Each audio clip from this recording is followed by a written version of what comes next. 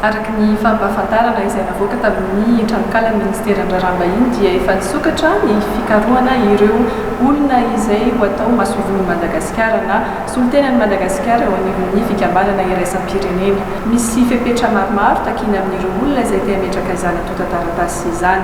Ny fepetra voalohany dia ny fananana mari-pahaizana master bac plus 5 na koa mifandraika amin'izany. Izany hoe ireo diplôma avoakan'ny sekoly ambony mpampiofana ny mpiasam-panjakana toy ny ENAM na ny ONG izany.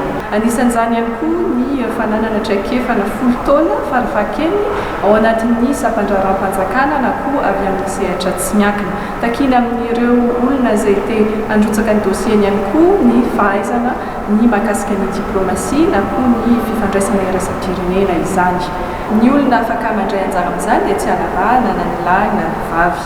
Afaka mametraka antotan-taratasy avokoa ireo teratany malagasy rehetra, indrindra fa ireo izay manana ny fahaizana mahakasika ny fifandraisana iraisam-pirenena. Ny fametrahana ny antotan-taratasy dia atao amin'ny alalan'ny mailaka masovo@diplomatie.gov.ng mialohan'ny 2 Desambra 2020.